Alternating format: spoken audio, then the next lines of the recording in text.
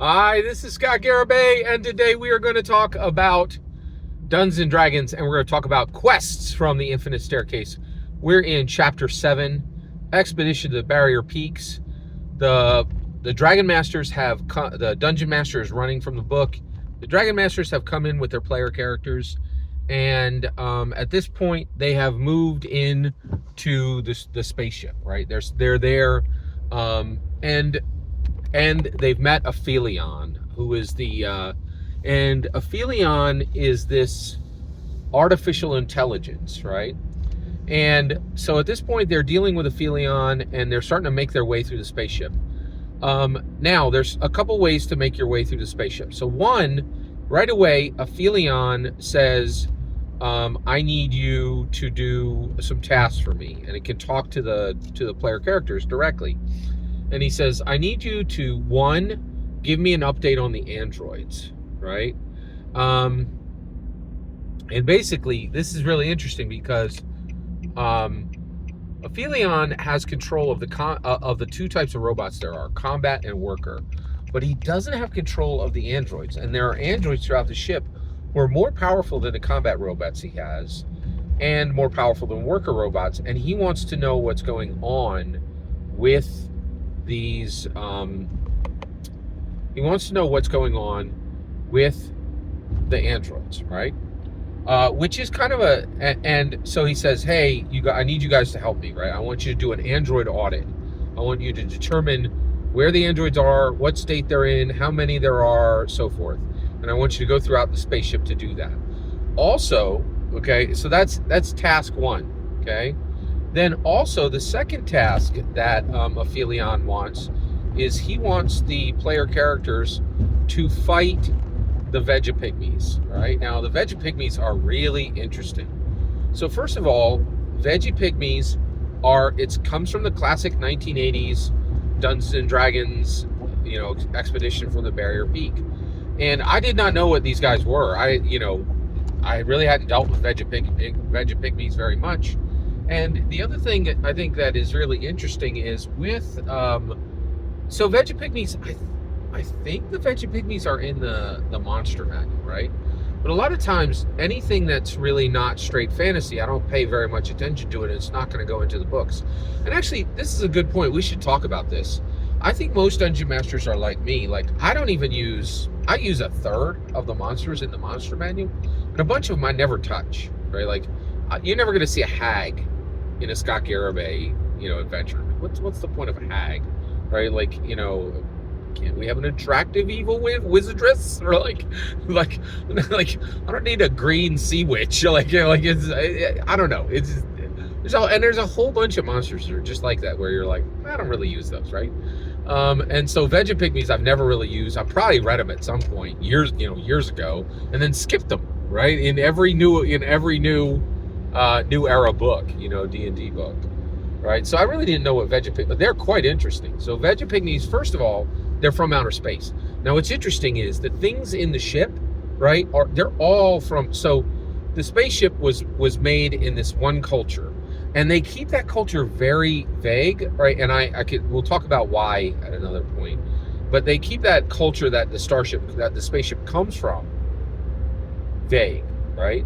But it also says, like, this spaceship's been going through space, right? So it went to you get the idea that this thing definitely stopped off at other planets, right? And then that's where the Vegapygmies come in, and also that's where the Froghemoth comes in, right? These are creatures from other planets, not worlds, planets, right? And that gets into a whole issue too, right? Like, D&D has realms, right? And then anything from the spaceship, it's going to have worlds, and it comes from a specific star system, right? And that's not, like an astral system, right? It's different, right? And the question of how those two things mix, that's being left up to the dungeon master, which is interesting, right? So you have all this going on, and so basically, the dragon masters at that point.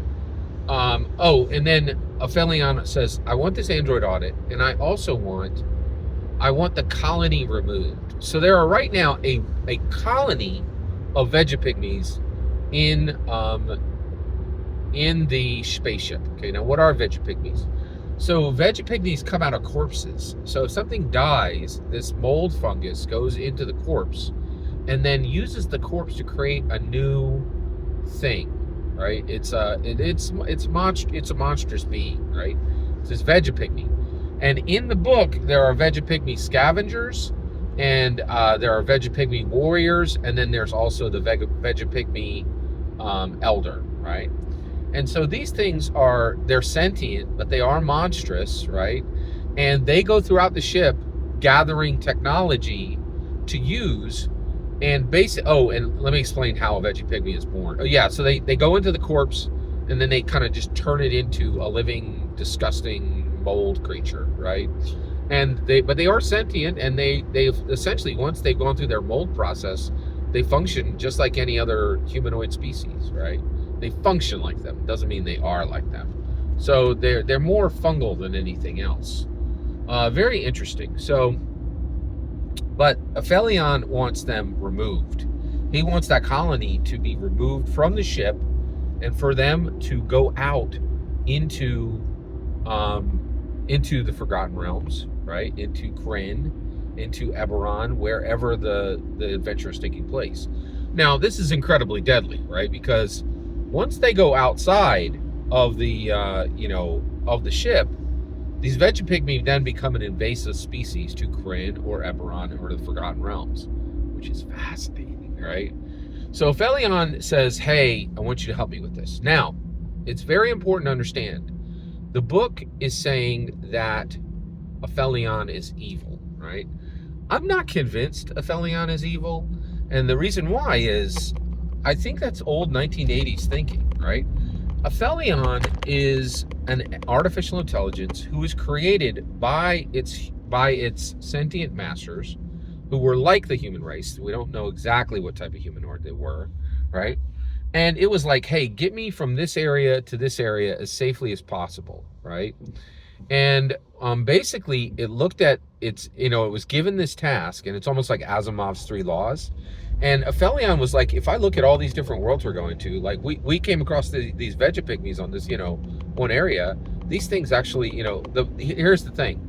You humanoids are incredibly frail. I really can't keep you safe.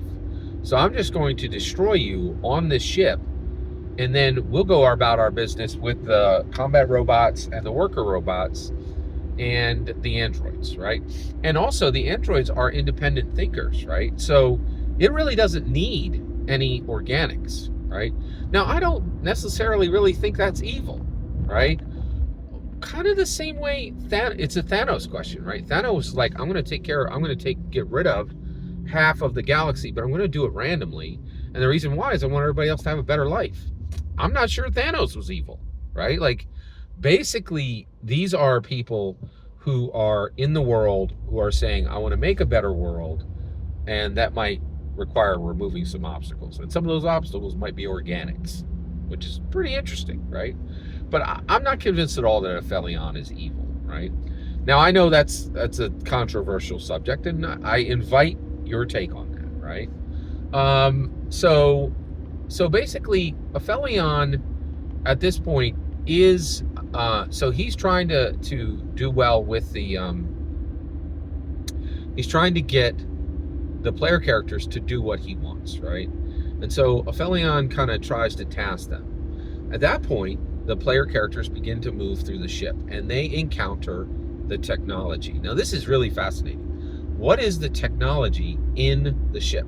Well, it's power armor, it's laser rifles, it's energy pods, it's a robot controller, right, which can control all the combat robots and all the worker robots exactly the same way Aphelion does, right? And I think that's it, right? It's not a lot. Oh, and some stun grenades, right? It's not a lot, but it is powerful compared to normal Dungeons and Dragons equipment, right? The other thing is, none of it's new. It's all straight out of the Dungeon Master Guide, which I thought was really interesting. The one thing that did shock me, the laser rifles aren't even that dangerous. I think you could do the same thing with almost any magic bow, right? but the power armor is significant. The power armor is very significant. It really is powerful and allows you to do things that most Dungeons and Dragons characters absolutely could not do, right? And even the laser rifles, those could be very, very powerful if you had a way to duplicate them, which in Dungeons and Dragons you absolutely do. So the technology is very significant. But I thought it was really interesting that none of the equipment in here is new. It's all straight out of the DMG. Now, was that the right move? I actually think that was. It's really interesting because I want them to give me new things, right? But the reality is, I really think it's absolutely fine to say, here's something we've always had, and we're representing it, right? And the reason why is there's different reasons for that. So one, I always knew those things were in the DMG, but one of the reasons why these new Canon hardbacks are so important is I'm not the only person dungeon mastering, right? There's a 12-year-old who picked up the game a year ago, right? And they are, sword, board, archer, wizard, right? And they don't know that Dungeons and Dragons can go into these new directions, right? They don't know how it would be done. And for them, it's very important, right? And it's also important for me for one specific reason, which I will explain in a different video. It is also important for dungeon masters for other reasons, but I think it's very important for us to remember that 12-year-olds run this, right? And it's important for us to understand that it's absolutely correct for Hasbro to have its design team doing this and actually applying that, in my humble opinion. I am absolutely loving the Expedition to the Barrier Peaks. And I'll continue covering until I've covered that whole chapter. Thank you for your patience, and thank you for letting me share my thoughts with you on Expedition to the Barrier Peaks. Every single word you just heard is my humble opinion on the very best things in Chapter 7 of Expedition to the Barrier Peaks. The important part is when I hear your humble opinion on everything I spoke about in this video and beyond. Please consider subscribing, and have a fetch millennium.